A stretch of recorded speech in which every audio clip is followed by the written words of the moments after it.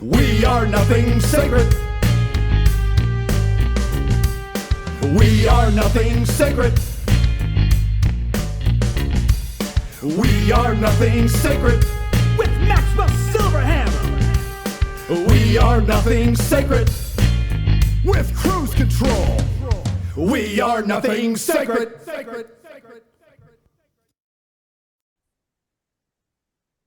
Oh, yes. Welcome. Here we are again. Another Nothing Sacred. Yes, another interview. Nothing Sacred interview. Absolutely. I am Cruise Control. And I'm Maxwell Silverhammer. And with us, we have Maxine Lantz from Victim Witness Services. Maxine, how you doing? I'm doing real well. It's nice to talk to another Max. Yeah, hey, look, who's the real Max? Thank you very much for joining us today.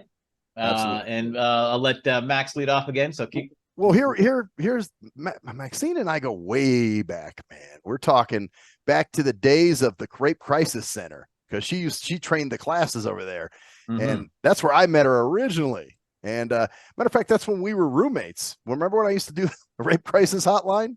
25 years ago, something like that. When Maxine was 4. So no. Right. No, Maxine was not. Just kidding. So, old joke of mine, 29.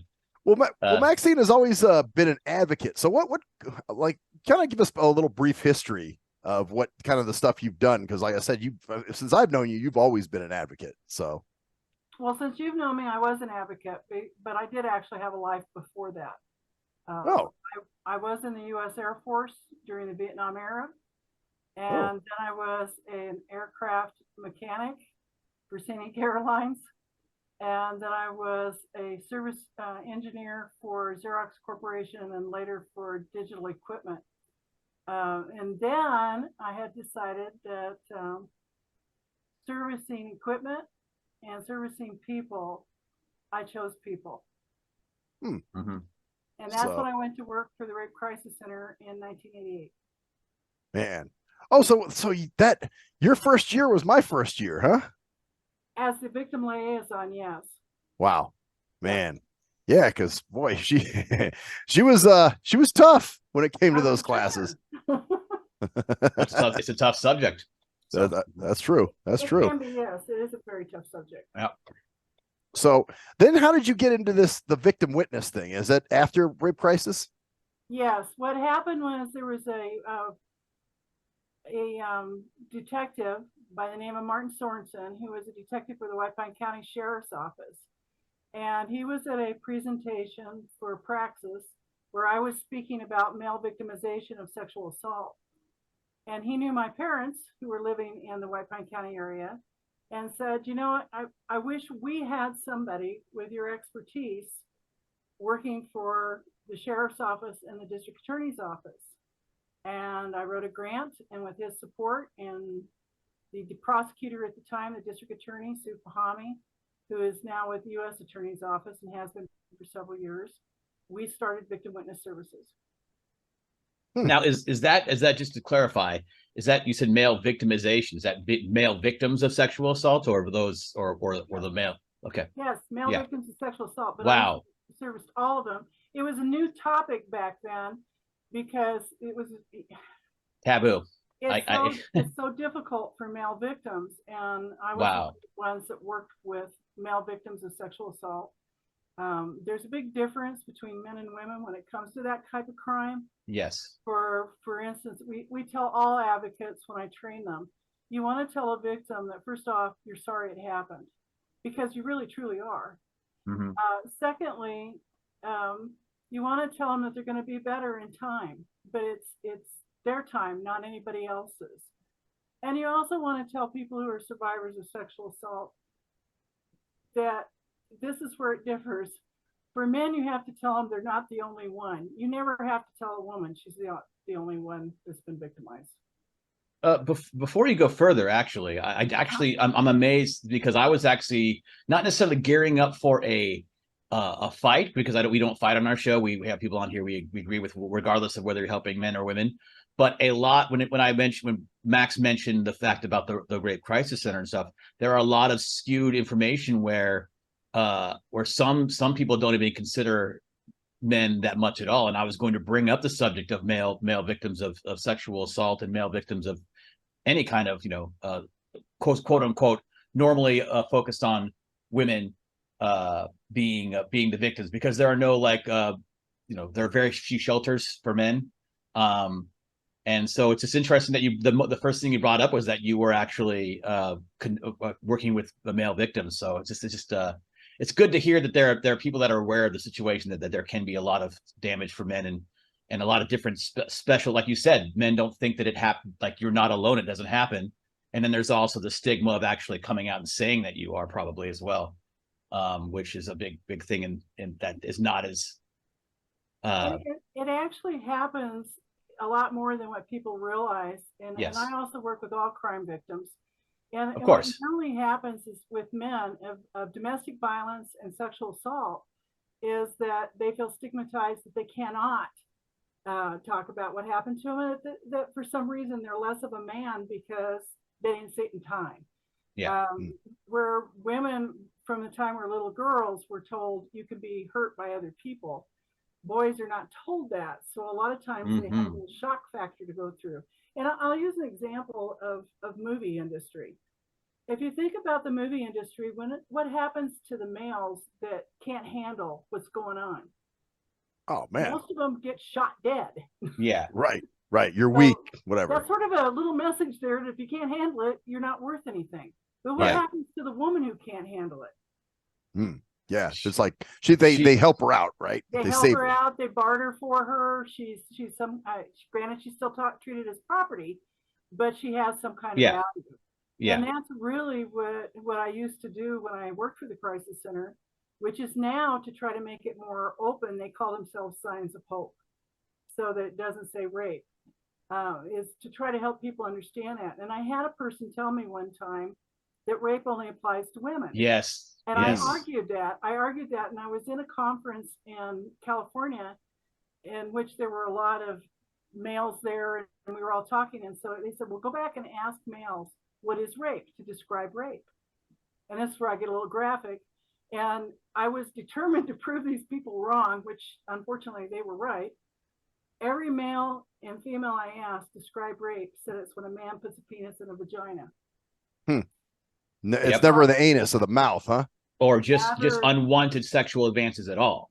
Correct. Right. Yeah. So when I spoke in the schools, that's one of the things that I was stressing is it's any sexual assault is any penetration of any body orifice without the other person's permission. And I did have a rapist back in the early 90s. And I don't know if Brett remembers the guy I worked with, because it wasn't a big deal, but the perpetrator liked to put his penis in people's ears. What? Yes, and ejaculate. I would have remembered something like that. Wow. Yeah, he definitely. I would have heard that story as well from Max as well over the time we went. Maxwell is, he might have come after that one. I think Maxwell was there when the sexual assault nurse examiner talked about the guy who stuck his penis through the fence and was badly bit. So. Wow. Well, I did get a call when I was on the hotline, and it was a guy. Mm-hmm. And as soon as I took the call, because, it's a switchboard, and they say, oh, we have so-and-so on the line. And I said, well, okay, go ahead and put him through. And when he heard it was a dude, right away, he went, you know what? Never mind. And he hung up. Yeah. And so I think that was part of it too. Like, oh, Jesus, now I'm going to have to tell a guy I got raped. Let's just, we got a lot to go into here. So, but let's we were talking about just to get an idea of your organization, because you were saying that you were going to, that's how you got involved with that, with the victims. Yeah. And what I did is when I came up here, there was a nonprofit that was servicing the area, but there weren't advocates that were specific to the criminal justice system. Mm-hmm. And that's what Victim Witness Service is about. What I do is I assist people who have been hurt, or their loved one's been hurt, or someone they care about, and now they're a witness or they're a victim in the criminal justice system. Mm-hmm. And, Nevada has victims' rights. And most people don't know what their rights are. Have they been a victim? So what we do, well, right now me, but as soon as I can find another person, get them trained, what we do is try to help them get through that whole system. explaining. So I actually represent the system now to the victims more than the victims to the system. Okay. And So that's how great because we used to. you don't have to worry about, paying for legal counsel and all kinds of other stuff. Because I think a lot of times that's what people think, oh, I got to pay a lawyer to tell me what to do and how to advise me to how to navigate this system, And most people watch way too much TV. Yes. Yeah. And so my job is to help them understand, first of all, no criminal case ends in an hour. And I've been doing this here. I opened our office in 2001, September of 2001. And I have yet to have anybody jump up from the back of the courtroom and said, "No, Your Honor, I did it. I killed the bastard." Nobody ever says that. Yeah. Yeah. Nobody ever turns over a leaf and says, "Yes, I did it." Right. So, to try to help people who have been injured and harmed, whether it's physically or emotionally, to let them know what resources are out there, to help them know what's going on in the system, and to be a resource for them if they have a question about why didn't they do this. I will find out. If I don't already know, I will find out. When you've done this I'm on my 22nd year here, so I've got a pretty good idea. Right.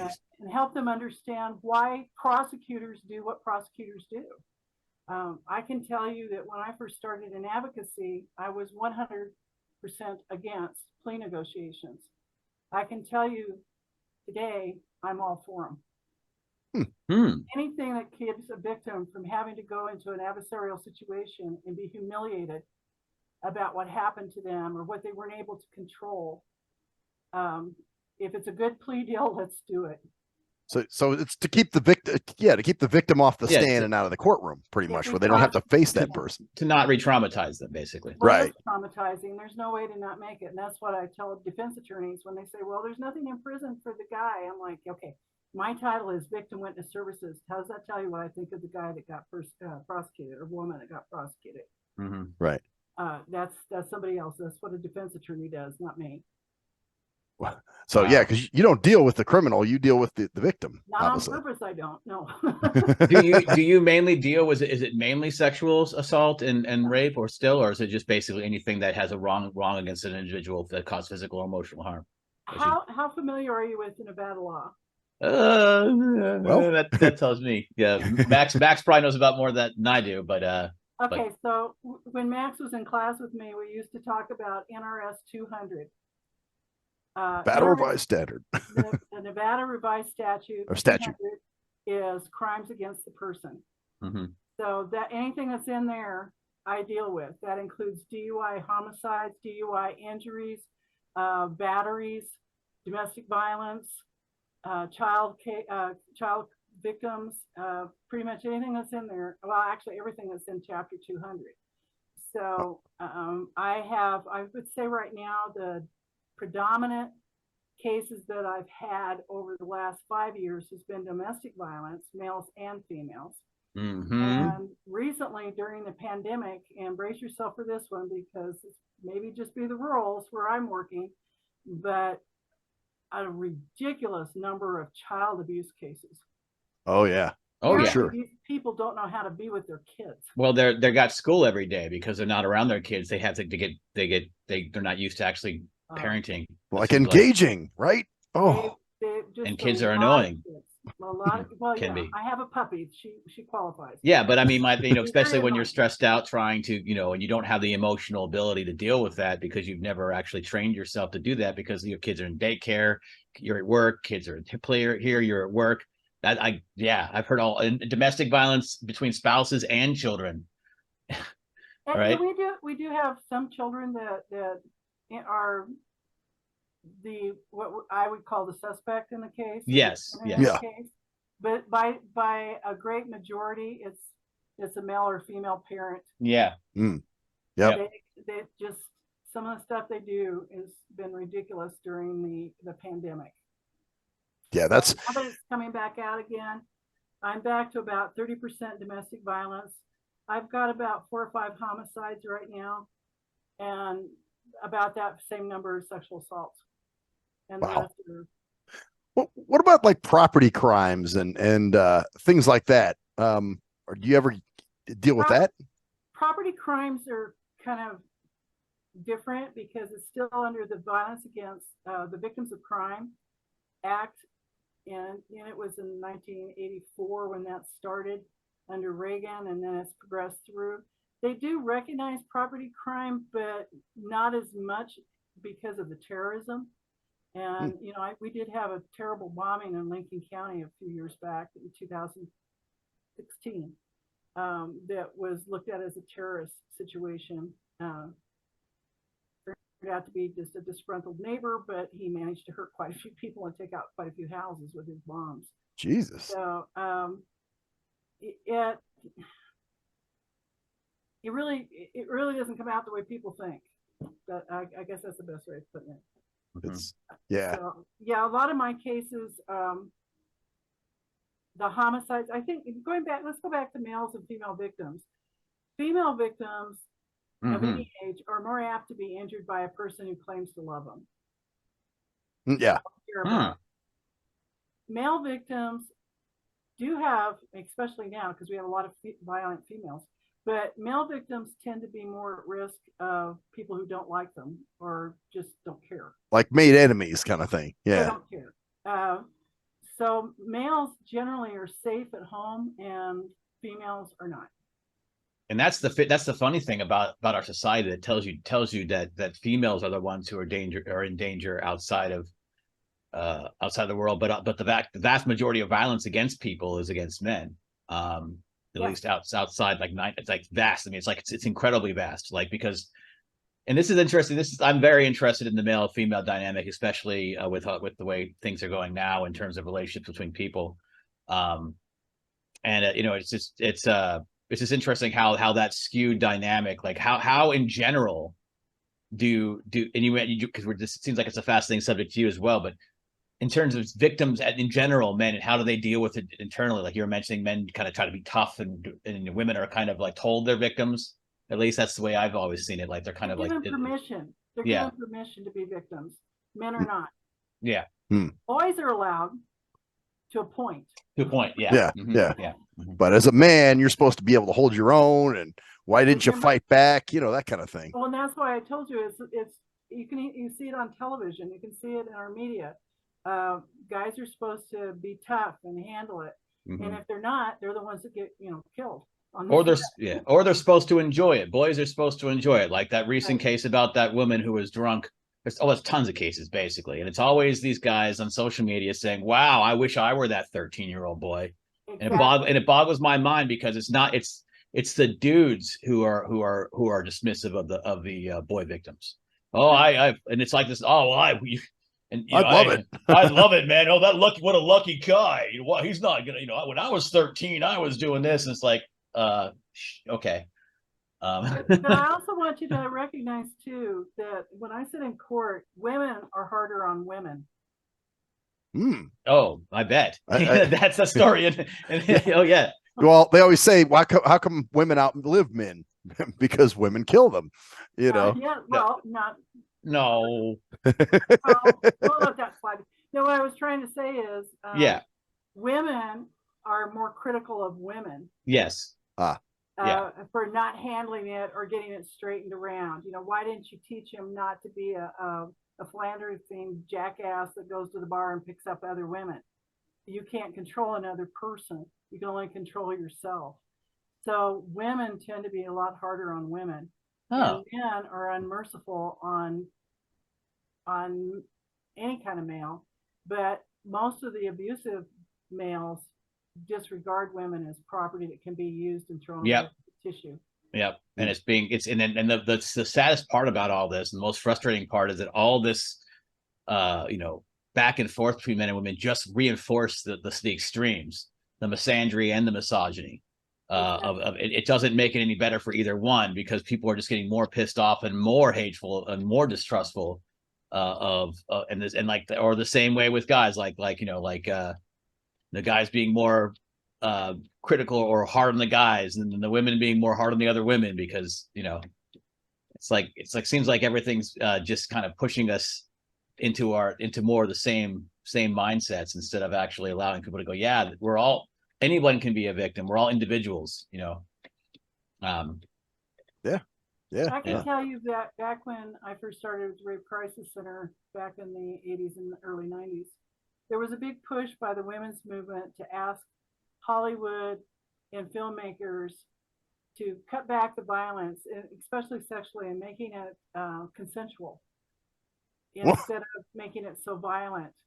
And the response was Laura, whatever her name is, the Tomb Raider, who was one of the most vicious people I've ever seen. So by asking them to try to reduce the violence, instead they just made women more violent. Yes. Yeah. Now what I'm seeing is I have a lot of female violent women that, you know, I mean, they're as scary as any guy out there. They may not use their physical body strength, but they got weapons. Women have very vicious weapons. And it's not like in the old days where my grandmother used to say the best thing a woman could have was a cast iron skillet and knowledge of certain types of things you should grow in your garden. Yeah. A lot of men died of consumption after they had a meal, but they're getting knife violent, and I've got women driving over guys with cars. They're not Susie Homemakers, Sweetie Pie Barbie dolls. They're mean. And it's part of that and it's almost called in physically it's like the bias of low expectations, or the prejudice of low expectations, because when you're a guy, you're told oh yeah, she hits you, she just restrain her. It's, you know, if she right, you can just don't, you can just, come on now, you're letting your girl hit you with a baseball bat. It doesn't hurt as bad to be hit with a baseball bat from a woman as it does from another. I mean, obviously males have much more strength, but the idea is that men should be able to control that physical space, and it's like women kind of see that too. It's like, I've seen that a lot of time with women too, where it's like, oh, well, I'm just punching him, or even on movies where it's like if the guy says something, he gets slapped, or he gets kicked in the balls, and it's supposed to be funny. And yeah, he got what he deserved. He got kicked in the balls, but it's basically a thing of low expectation for women. Like, oh, that person doesn't know what, they just let her pound on you. It's like, why? She's an adult. Why the fuck should I allow someone who has an adult mind to be able to hurt someone? It'd be like me attacking a bear, going up to a bear and hitting it in the face and going, well, and the bear hits me back because the bear is pissed off because it hurts to get hit in the face. Or the bear and you blame the bear for mauling. Well, the bear should have controlled himself. Like, if someone hits you, it's go ahead, Maxine. No, that's it. Just to add to that, there was a situation. I was actually talking to my neighbor last night. He was telling me about his ex-girlfriend who had a severe alcohol problem, and she came home drunk and was talking crazy. So he locked himself in the bathroom to get away from her, and she came and smashed the bathroom door down with a chair, and started breaking the door down. Mm-hmm. And it's like, wow, so yeah, this goes back to what Maxine was saying, But what I want to do, because I'm a criminal justice advocate, I want you to understand that the legislation in Nevada recognized this problem back in the 1990s. And our laws are gender neutral. Yay. Yes. Okay. So they look for what they call the primary physical aggressor. Okay. Mm-hmm. So what does that mean? And I've had women go, well, if I hit him, I'm going to go to jail. They're looking at the primary physical aggressor, and basically they're looking for who started it. So let me give you an example of a primary aggressor on a case that's been closed for a while. A guy got a job and he was all excited about his job. And he went to the bar and he saw 4 older people in their 60s, 2 couples, sitting there, and he starts hassling the women. So the men say to this younger man, back off, leave us alone. You're drunk, we don't want to deal with you. And they're inside the bar, see? So the guy challenges the 2 old men. One must be careful in challenging older people, because not all of us are good. So he invites them out into the street, and he's really bad. The neighbor who is across from the bar sees 2 old guys knock this guy down and break his leg. Well, he tripped and broke his leg. So he then cries and the cops come and he wants the old man arrested and they're not arrested. Why? They didn't start it. Right. He started the fight. They wouldn't have done that hadn't he started that. Nothing would have happened had he done what the bartender had told him to do, was to leave the bar and leave the patrons alone. So that's a primary physical aggressor. I'll give you another example, which a lot of people were stunned about. This man sitting in a restaurant and there's a lady sitting across with her girlfriend, and he starts making inappropriate comments about her being a dyke, and she wouldn't be able to. She looks like a guy, and he kept going and going, and the waitress comes over and asks him to be quiet. And he said, "You can't tell me what to do. I'm a patron. You can't tell me what to do." So the manager comes over and says, "You're starting to upset everybody, and why don't you finish up and go?" And he doesn't do it. He keeps up. She gets up and she pops him across the jaw and knocks him onto the floor. Guess who got arrested? He did, hopefully. Yes, he got arrested because he was the primary physical aggressor. Yep. Mhm. Yep. Yeah, that's so see some relief in that. Deputies and officers work really hard to identify who's the primary physical aggressor. Not the primary aggressor, but the primary physical aggressor, that this man just wouldn't stop. He brought it on himself. Well, consequences. Wow, that's awesome. That does give me some hope. I just hope it's yeah. Well, we hear a lot of stuff too that it's always the woman always, or the man always goes to jail, blah blah blah blah. That's a common, because it's it's a lot of what we see, unfortunately. It's what the news presents to you, but I can tell you, I've got several cases going right now where it's female. Everything from hitting him with a chair, as a matter of fact, up to using a weapon and killing him. Wow. Man. I've got a couple of those going on. So they were arrested. They're the primary. Is there an excuse for it? I will say this: women tend to use retaliatory violence. And in many of the cases, not all, but in many of the cases, the violence is retaliatory, meaning that they've been dealing with it for a while. And they break. They used to call it the burning veg syndrome, but it doesn't always hold. It doesn't always hold, especially in Nevada law. And where men are usually will initiate what I would say primary aggression. I'm going to push your buttons because I think it's funny. Yeah. And so they'll start pushing. So you see a lot more of that kind of violence. And you see it at ball games where they're picking at each other because of their teams. Although now you're starting to see women do that too. But that's initiative type of violence where women tend to be more retaliatory. Not always, though. There is no 100% of anything. So what do you think is because you keep mentioning and saying that, obviously women are more violent.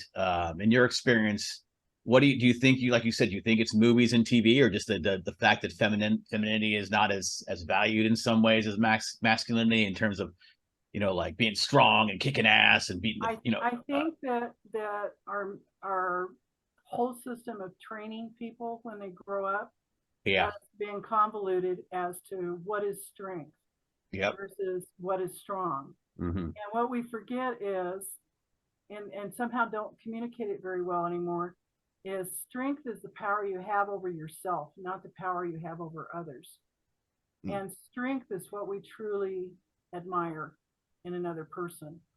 When we see someone who has the ability to control themselves and their environment around themselves, not with violence, but with inner strength, that's really the person you tip your hat to. Not the one that's able to beat the crap out of the dog and make the cat run and hide, that can make kids cry by just looking at them. That's not strength. Yeah. If anything, it's weakness. It's actually a sign of weakness. Oh, yeah. Lack of self-control and emotional control, which is another big factor in our society with all of our instant gratification. That we allow these things to go on and not talking about what is inner strength. What is strength? And really, when you're looking for a mate, even you, Cruz, when you're out looking for a Mrs. Cruzel, Yeah. you're looking for a woman that has inner strength. Yes. That Yeah, you can absolutely. say to her, I'm going to go over and I'm going to do this, and she doesn't feel threatened. And she doesn't feel threatened telling you, this is what I'm going to do. And you're like, oh, that's kind of cool. That's that inner strength of control over yourself and Yeah. respect for yourself. We don't really spend a lot of time looking in the mirror and saying, I really am okay. I am a good person. I do good things. And when I have people work with me, I tell them at the end of the day, when you go to put your head down, before you go to sleep, ask yourself, did I do what I would have wanted for me had I been in that situation? If the answer is yes, sleep well. Yeah. Yeah. 'Cause That's true strength. well, you know, cruise control brings up an interesting point now too, talking about the way things are today. Do you have anything where with cyberbullying cases that escalate? Not in the rural so much that it comes forward. We see, you know, when back in the day there, Maxwell, we had a lot of problem with what they called cyber rape. And you know, like turn it off. Don't stay in the room. Right. What I'm seeing is happening, and that's why you had asked me when you first asked me to be on the program, do you have a Facebook page? No, I don't have any of that stuff. Good. I'm not on it. All I see it for is just another way to be harassed. Yeah. And when I have people come in and I tell them the first thing you need to do is get off social media for a while. You'd think I asked them to poke their eyes out. Yep. Oh yeah. Yeah, absolutely. Yeah, Well, we've forgotten it. It's okay to turn off your cell phone. right. Oh, God forbid. Yeah, it's okay to not be on the computer. It's okay to not hear what 1,000 people you don't even actually know think of you. Right. Really Right. matters is what you think of you.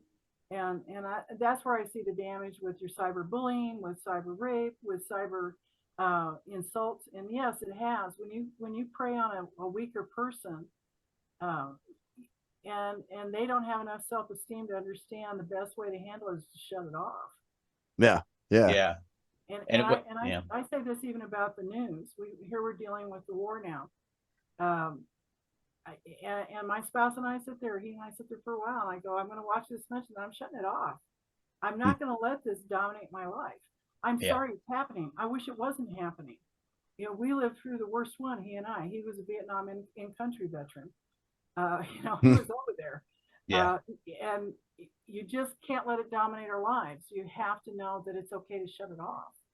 Yeah. Yeah. Yeah. Yep. And that's what you went back to in terms of talking about self-control, is that we're so immersed in social media that dealing with each other on a face-to-face basis, it's almost like we have the same interactions. We're interacting with each other now like people do on social media, like with the snide remarks and the snarky remarks and the polarization.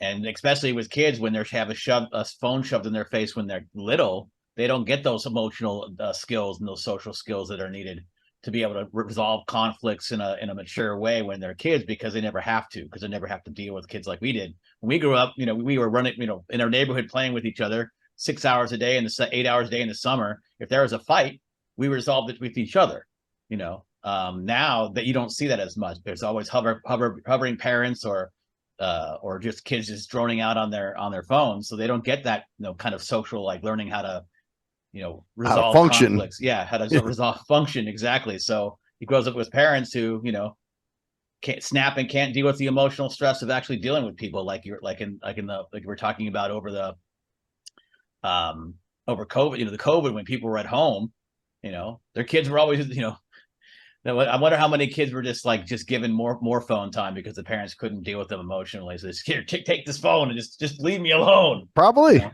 Yeah. And I'll add this because I live in the rurals now and out of the city, is in the rurals, kids are expected to contribute to the family. That means that they feed calves, they go out and they help. Mm-hmm. And that forces them away from the electronics and from the cyber world. They have to live in the real world. When you're there helping your dad deliver a calf and the calf is not doing well, that's real. Yeah. And the emotions that are felt when the calf may not make it or whatever doesn't make it, you know, your dad is feeling that too, and so is the mom. So there's more interaction with regards to things that are really alive. Yep. I had a guy arguing because of dogs, you know, and Maxwell and I talked about the dogs because I have service dogs, and and yes, it's easier for us to talk to the dog because the dog is like, yeah, okay, I don't know what you're saying, but you're awfully cute while you say it, so I'll love you anyway. Yeah. Right. But you can feel the dog, you can feel the cat, you can feel it. I don't even care if it's a snake. Some weird guy's got snakes, but But you feel that emotion from the animal, feel period. the emotion of this thing acknowledging you as something that's a living being. And I think we lose that in the cyber world. Yeah. We can pretend to be all these other people that we really aren't. But That's very true. we miss the touch, the real honest to goodness touch. And now they want to put robots. And it's like, okay, Yeah. I would love a robot to clean my house, but it would probably quit on me and just go sit in the corner and cry. I have Labradors and they're yellow, so you know. Oh boy. Oh, Yeah, boy. shedding. Keep up with the yellow Labradors is not gonna cry. So I mean that whole I think that's the problem with the media is in TikTok and all these things that people seem to think are so important.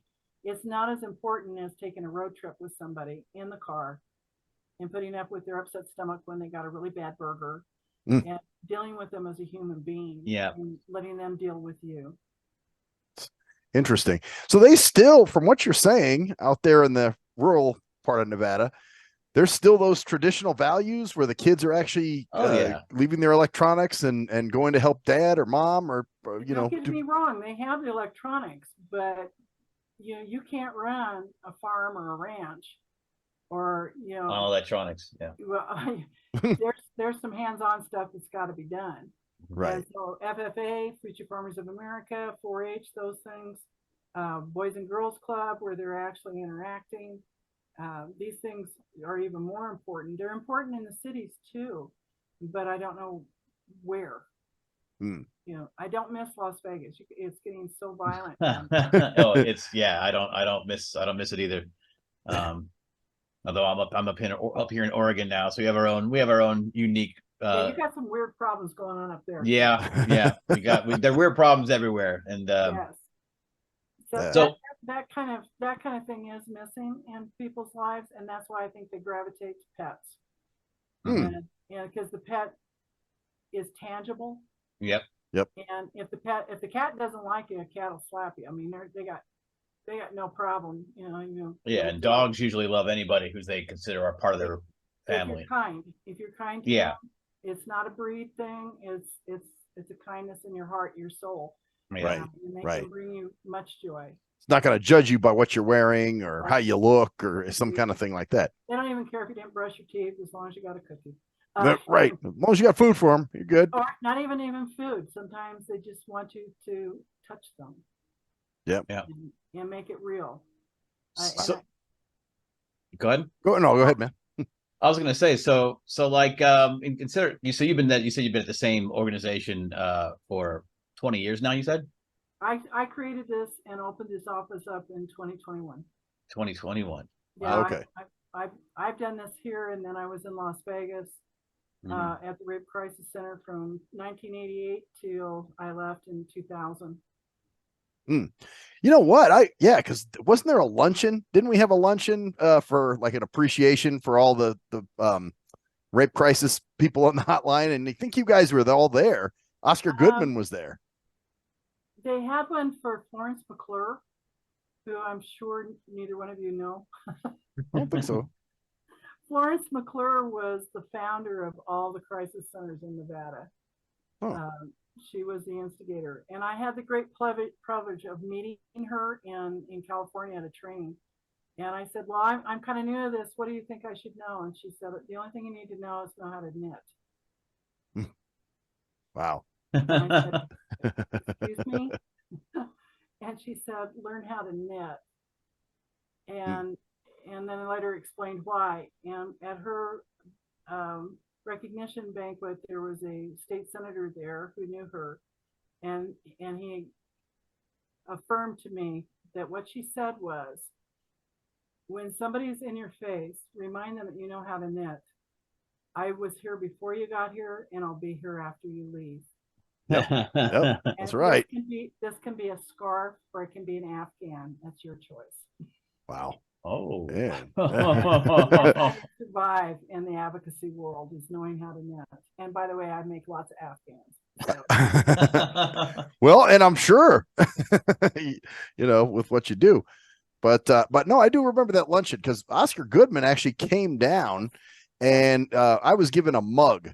I don't know if it was all the volunteers or who, but I just remember it was some kind of luncheon, and he was supposed to give us our awards. We go up there and he hands us, and so I had this mug with a dog on it, and he came down and actually came to my table and described what was on the mug to me. So I thought that was pretty cool.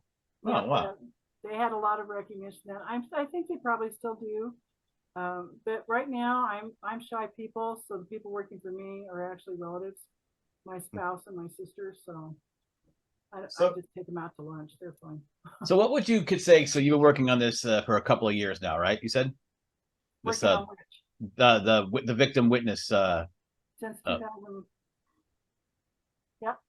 2000. What was that? I just making sure.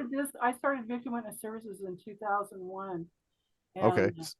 From that time, when I worked with just White Pine County, I had a prosecutor over in Eureka County say, we're kind of small. We could use an advocate. So I expanded to Eureka County, and then we expanded to Lincoln County. And then one of the tribal judges came and said, we really don't have that type of advocacy for Native Americans at the Duckwater Shoshone or Ely Shoshone tribe. So I picked them up too. Wow.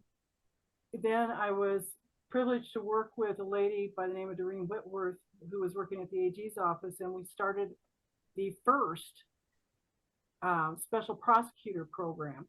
And what the special prosecutor is a prosecutor who is shared with the 3 counties, because the counties are so small. They're not large like Las Vegas. They don't have 20, 30 prosecutors. They only have like 2 to 5 prosecutors, and one county only has 1. So we brought in and started where this special prosecutor was specifically set up to do domestic violence, sexual assault, and stalking. Because those have special problems in them with people who are victimized, because they just have special issues. Yeah. So absolutely. It's not like a DUI death or no, it's cut and dry in those cases. It's not as family destroying or family impacting. It's like it never seems to stop hurting somebody. So we've had that. I can't tell you how proud I am of the fact that we were the forerunners of setting that up. And then a few years back, I was able to get our first sexual assault nurse examiner program going for the 3 counties. And now we've got a statewide one, and I'm really thrilled about that because we don't get enough need for a sexual assault kit to be done to keep any of the nurses totally engaged. So to see this happening, to see wonderful progress being made, it thrills me. Maybe someday it means I won't get up and come to work, but I doubt it, because Maxwell's going to need me one of these days. That's right. We're going to roll you in a wheelchair. Prosecutors say too, but that's how I keep fresh, is we're looking for things. I told you about the dog. Our dog, I have a Basset mix. She was a medic alert dog for my dad. He died 2 years ago, and she became depressed because she was used to working. She is now the facility dog for the 7th Judicial District. So she goes to court and just visits people. Wow. We don't ask them why they're there in court. Court is just hard to be there. I don't care if they're a defendant, if they're a witness, or if they're one of the people that are there for me. She just goes and visits with anybody that looks like they need to be pet. Oh. Love her. And I'm getting positive reviews. Oh, wow. At all the courthouses and like drug court. They have a lot of people there that are going in for drug court. She's usually there and walks around, visits with all of them. People are not inherently bad. And dogs, as we talked about, don't see what you did to be there. They see what you are inside. And she's extremely good. She can pick out who's really having a problem and who isn't. And if you're not having a problem, she'll just like, let me pet you. That's nice. And she'll move to the person that's got a problem and stay there until they start to calm down. Interesting. So we're really proud of that, to add on that aspect in the rural community. That's cool. Able to use dogs. So, well, do you have any any contact info you like to give out, or a website, or any? I know you said you don't have a website off there. I don't have a website, although I'm listed on the Lincoln County website, and Okay. I am with Nevada 211. If somebody types in they need a criminal justice advocate in this area, I get people from all over the state. I'll answer them. Okay. If I don't know, I can find it. So generally speaking, people can reach me at the office at 775-289-3410 Monday through Thursday in the mornings, or leave a message and we call back. And then of course our email address is VWS, as in Victim Witness Services, at SBC Global, as in Sam Baker Charlie Global.net. And I answer off the email as well. If people need to get a hold of me and it's an after hour type thing and it's really serious, they can go through the sheriff's office dispatchers. They all know how to get me. All the cops know how to get me. I know how to get them. I know where all the prosecutors are too. That's my job. They pass you right away. People send people to you when they need the assistance. Well, yeah, that's what they do. They'll call me and they'll say, I got somebody here, and he's all confused. I have had ones where they called me and said, I don't know why they told me to call you, but the deputy told me to call you.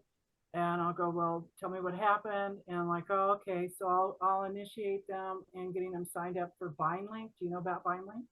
Huh.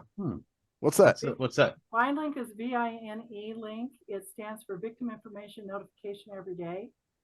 And Oregon has it too, by the way. Okay. What it is if a person goes and they're incarcerated or they're jailed, you can go to vinelink.com and sign up to be notified when that person's released, and it is anonymous unless it goes through somebody like me so that I can check if you forgot your 4-digit PIN. But it's an automated system that will call them and say this person has been released. This is the sheriff's office contact if there's a problem. Usually by then I've contacted them about protection orders. And also the judges and the justice courts notify me if there's a no contact order. So well, that's a great service. That's cool. Yeah, if I sign up a lot of times for VineLink just because my clients are, for whatever reason, nervous or whatever, and that way I'm notified at the same time. I have prosecutors. We encourage them to sign up. It's actually open in Nevada all the way up to the prison system. So now, truthfully, I don't know if you know, Cruz, about Mr.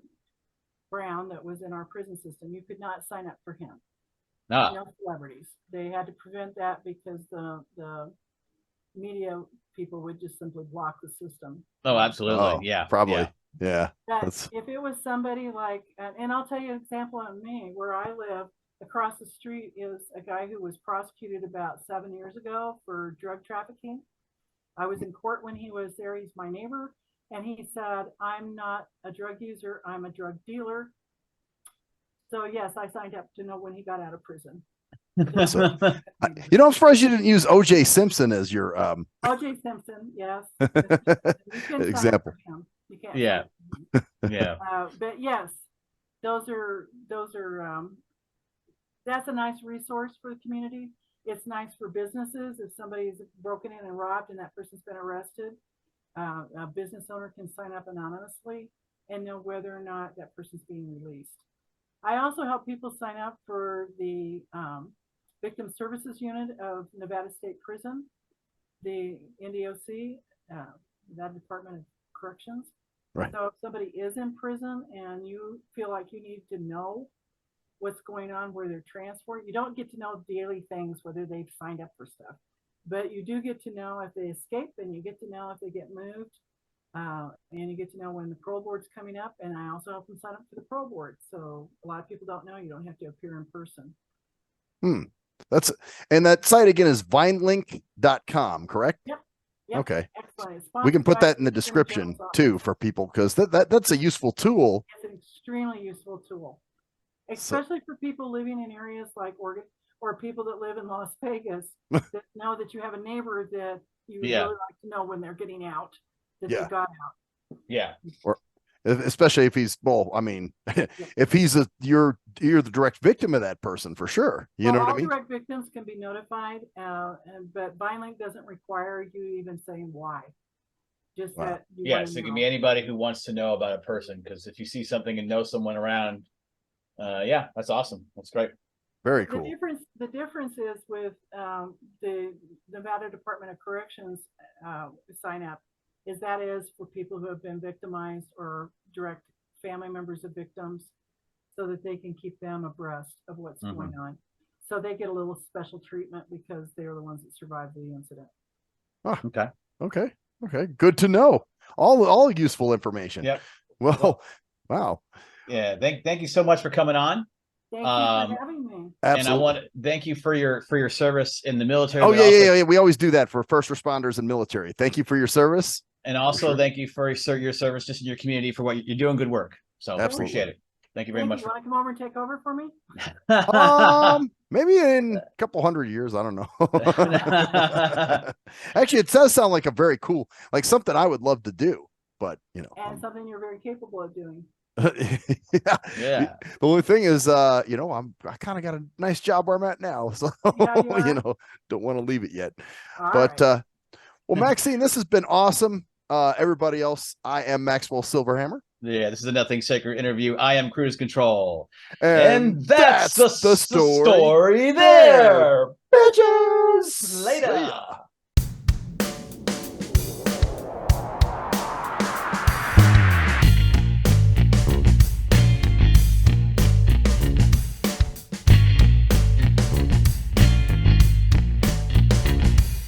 We are nothing sacred. We are nothing sacred. We are nothing sacred. With Maxwell Silverhammer. We are nothing sacred. With cruise control. We are nothing sacred.